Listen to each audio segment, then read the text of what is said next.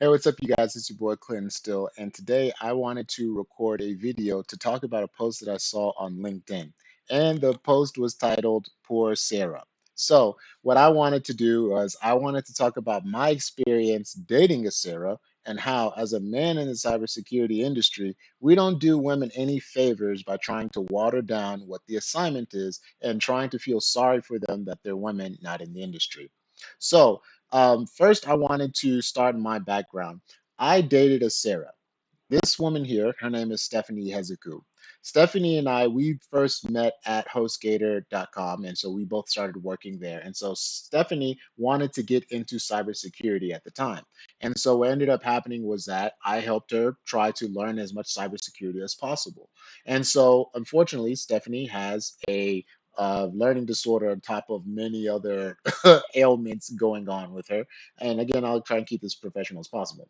So she was having a hard time learning cybersecurity, and what ended up happening was she would get certain interviews, and they would find out that she was not able to perform, and she wouldn't get the job. Of course, she'd come crying to me, and I was a competent professional, and I had people begging me to come interview. So I was on the complete opposite spectrum of where she was. Now, that inspired a lot of jealousy and envy, where she wanted the notoriety, the attention, and of course, the technical acumen so that people would put the spotlight on her. And so, when she ended up finding frustration that she wasn't getting that, she ended up starting going on the internet and claiming persecution. That because we are men who are trying to effectively, what do they call it, gatekeep the cybersecurity industry, and that we don't want women inside, that is the primary reason why she's failing, not because she herself has a learning disorder and thus is not understanding the material. Nope, it can't be a learning disorder. Nope, it's definitely the men in this field. Now, don't get me wrong, there is absolutely 100% gatekeeping men in this field. But here's the thing. Stephanie was the first woman to call me a narcissist. Now, if you go on my YouTube video, I have a long video called, why I don't mind being called a narcissist. And if you watch the video, which I recommend, it goes into my personal grievances with my relationship with her. But that's a personal thing. I'm talking about professionally speaking, because Stephanie is not the only Sarah that I know. I know very many Sarahs. It's just that I was with her for 4.5 years, sleeping next to her every night. We lived together for a good chunk of time. So trust me, I know the mindset of a Sarah. I know exactly who she is and what her motivations are, what her weaknesses are, and why she does what she does, because I've been with Sarah. So, present day, my Sarah, Stephanie, is continuously trying to destroy my reputation because I just might one day drop a video like this where I explain that Sarah is actually not competent for the job. So Sarah should not do the job. As a matter of fact, if you go watch that video, Why I Don't Mind Being Called a Narcissist, there's an instance where Stephanie got a job that she was not qualified for. And rather than me being happy for her when she got it, I actually expressed my concern. Number one, why is that company putting you in a position to fail? You don't have the adequate skills to do the job. So why did they hire you to do it? Number one. And then number two, as your boyfriend and your emotional support, teddy bear that you come home crying, from work every day because the work is so hard for your neuro spicy brain. My brain is so neuro spicy and I can't understand cybersecurity. Why won't someone just feel sorry for me? Yeah, see, I was that guy for her. She used to just soak my shirt, like literally. She used to soak my shirt because she could not understand it because her brain was just too learning disordered to get it. But anyways, that's a whole nother side. So now, with that said, is I wanted to run through this funny. I find it funny because I'm a girl dad, and again, I am a competent cybersecurity professional. I informally call myself the Michael Jordan of this shit. You know what I'm saying? So again, my goal in this video is not to dunk on women, is not to say that they're not welcome. Ironically, it's actually the opposite. I'm saying I want women in this field. I don't care actually what's in between your legs. What I care is, are you actually competent? And again, we are not doing women any favors by saying, hey, you can still be in here, but again, you cannot perform to the task. So let's go ahead and put on kitty gloves and not just call you out as somebody that can't perform. Now, the number one thing I will say to Stephanie's credit is, if we are going to say that about women, we must also do that against men. And again, I am a brown skinned man. She was a brown skinned woman. And I can very much attest to this, as much as I hate agreeing with, somebody I got beef with. But here's the thing is, She was absolutely right in the fact that there's a lot of mediocre, learning disordered white men who get to come into the industry, no problem. But yet, if you have melanin to your skin, it is a problem. And again, I, as a man who is competent, even because I was competent, that is the only reason why I'm here. If I just only had my charisma and didn't have the competency, I wouldn't be here. But if you changed my skin color and bleached it, oh yeah, I'd be a top performer. Now, again, not the highlight of the video, but I want to jump into this. Sarah.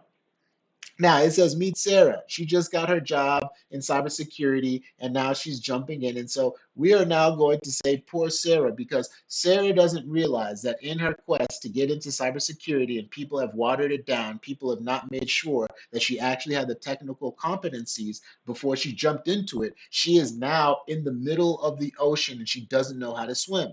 So, does that mean that every single woman that goes into cybersecurity will fall into this pile? No, but I know many Sarahs. I've dated one. As a matter of fact, like I said, she built an entire platform off of me helping her in the cybersecurity industry. If it was not for me being next to her every day, feeding her info, helping her when she comes home from work, crying because she can't understand the work. Yeah, that was me coaching her, getting her behind the scenes. But again, I wasn't looking for credit. I wasn't trying to go in front of everybody and let everybody know that I'm the guy behind her. I was just trying to help her move ahead in her career, but she is a sham. She is a fraud. And there are many Sarahs in this industry who are frauds. So let's go into a day in the life of a day that would bust Sarah, which again, I dated her. So I know exactly how it would bust her and cause her to completely melt.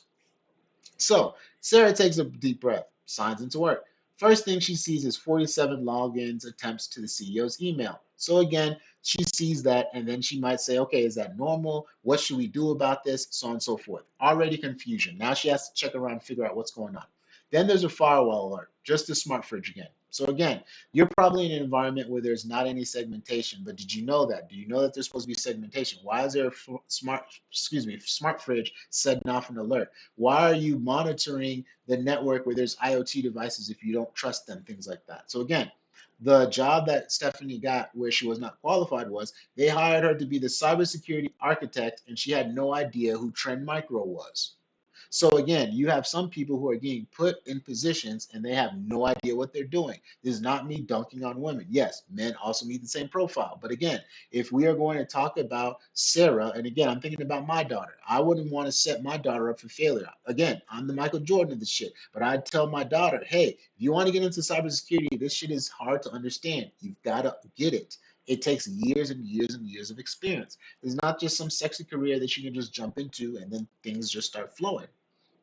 So again, Karen in finance can't access youtube.com. So again, is this even necessary? Is there some sort of DNS issue? Is there some sort of networking issue? Again, why is Karen not being able to access finance? Karen in finance not being able to access YouTube? Cybersecurity is a problem. Why isn't there a IT support desk that can help that? Again, so some of these positions you have this again. This happens to men too, but we're expected to be a Swiss Army knife. So again, this is something that Stephanie used to do all the time. I'm just a cybersecurity person. Why are they expecting me to add, to do this or do that? And I even remember famously, there was a night where there was a large outbound transfer from the company's network. Again, she's a cybersecurity architect. So they asked, hey, can you go investigate that and figure out why there's a large data transfer after company hours? Because we're not sure that that's supposed to be happening. She says, well, that's happening on the network. I am not the network person. So, as I said, there are some people in positions that have no business being there. Next, we escalate this issue to business critical because Karen not being able to access in finances obviously a business critical issue. Then there's an intern that clicks the free Bitcoin email. So are you running a phishing email, a phishing program? Are you are employees being aware of what's normal activity that you can do on your endpoint, so on and so forth? Then there's a 0-day alert, meeting book instantly. This is another killer. So if you don't have any cybersecurity experience and there's a 0 day that pops up, you're not going to know how to adequately mitigate it because it's a 0 day. So there's often not a patch from the vendor that says, hey, just install this patch and everything is good. You need to understand the criticality of the system that the 0 day targets, and then how is that system used in the business context. And then you also need to recommend be technically competent enough to suggest a patch or a mitigation that will be able to allow the business to still continue to reach its objectives while still using that piece of technology that has a 0 day while mitigating risk and making sure that it doesn't get exploited. So again, all of that takes a lot of technical understanding and knowledge. And I won't jump through the rest of the bullet points, but hopefully by now you can get the point that we are not doing women a great service by putting them in technical positions and not making sure that they actually know what they're doing. We're actually doing them a huge disservice. And then on top of that, because we're in a participation trophy generation, we are over here celebrating mediocrity. Stephanie was somebody that I dated who was mediocre. She didn't know Linux. She didn't know anything in the terminal. But yet again, she was making almost as much money as I was.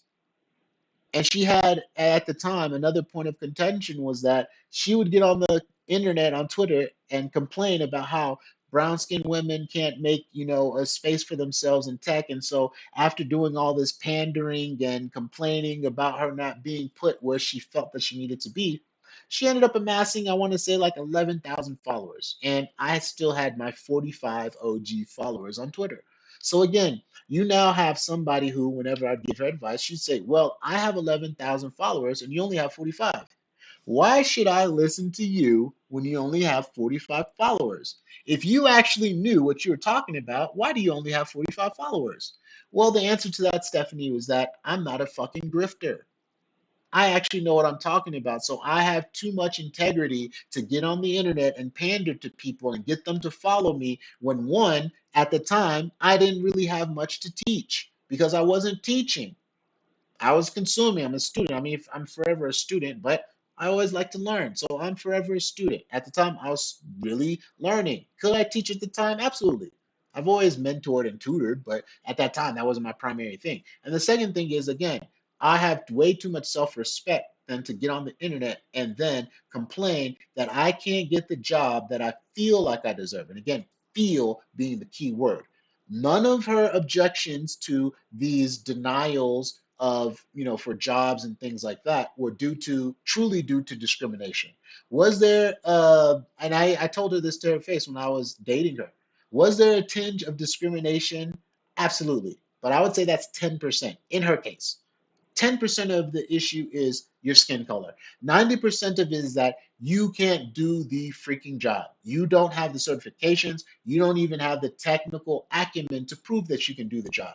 In the cybersecurity industry, I mean, hell, in the IT industry, either you can prove that you got the raw skills to do it without degrees and certifications or a piece of paper, or you don't have any real world proof. And so I'm taking a gamble that you have gone through the process of certifying and gotten your degree and everything, you didn't cheat and all that jazz, so that I can take a chance on you, so that I'm not training you from zero. In either cases, whether it's somebody that's a degree with no work experience or somebody with just the technical and work experience with no degrees, paper certifications, my goal is I need somebody that I don't need to train.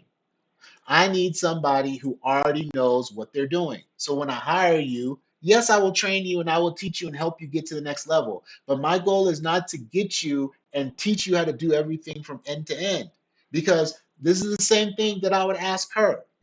If I have to grab you and teach you cybersecurity from the bottom as if you don't know it, why would I grab you and teach you cybersecurity instead of just grabbing any other random person off the street who also says they want to learn cybersecurity and take a gamble on them too? There is nothing that differentiates you from any other person who says they want to be in cybersecurity. So when she'd apply for these jobs, they would look and they would say, okay, you're working in a security adjacent job, but you have no certifications nor the technical acumen to show that you can do the job. Why would we give you a chance? She would take that extremely personally, and sometimes think that there's a racial component to it, which again, maybe 10% of it was. But again, the large part of it is you cannot complain that you're not where you are or you don't have the job that you want if you are not actually capable of being able to do it. And because I've dated a Sarah who is a professional Olympic level gold medalist at the Sympathy Olympics, who can make you feel sympathy for the fact that she has a learning disorder and can't understand the material, yeah, that's why she got as far as she did in her career. But if you put her in front of a terminal and ask her to actually do something, that is where her and many other Sarahs who have decided to sully my name will absolutely crumble and fall apart. And just like I tell any man, I tell women the same. It makes no sense telling a lie on me and who I am and what I'm capable of when I can tell the truth about why you're an incompetent woman with a learning disorder who shouldn't be in the industry making a dollar at all. All right, guys, that's the end of the video. And again, my issue is not with women being in the industry. I welcome women in the industry. I just want you to know what you're talking about. And I don't feel like that's too hard to ask. All right, guys, see you later. Peace.